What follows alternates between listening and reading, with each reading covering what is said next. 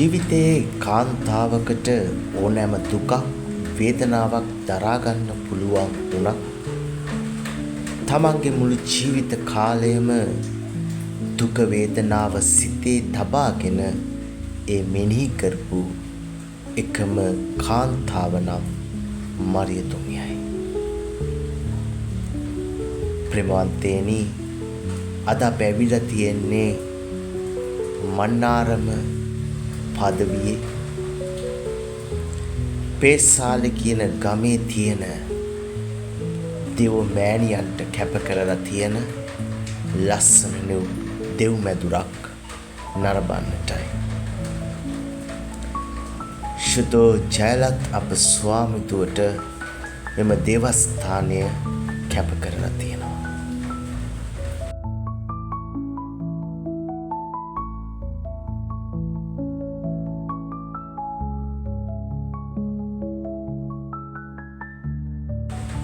විවිධ ප්‍රශ්න දුක වේදනා මැද මිනිස්සු මේ පල්ලියට එන්නේ ජයලත් අප ස්වාමිතුවගේ මැදිහත්කම පතලා. ශ්‍රී ලාංකික කිතුනුවෝ වසරකට වරක් දෙවරක් මඩුමෑණියන්ගේ මැදිහත්කම පතන්නට යන විට මේ පේසාලේ පල්ලියට යන්නට ගොඩක් උනන්දු වෙනවා. ඒ ජයලත් දෙව්මෑණියන් වහන්සේගේ වරප්‍රසාදය ඔවුන්ගේ ජීවිතවලට ලබා ගන්නට.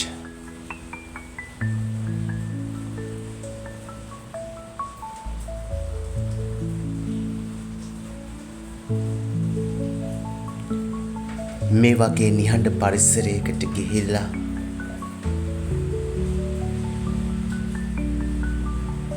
දෙව්මෑණියන් වහන්සේ ඉදිරියේ අපේ දුක වේදනාව පවසද්දී උන්වහන්සේ අප වෙනුවෙන් අනිවාර්යයෙන්ම මැදිහත් වෙනවා.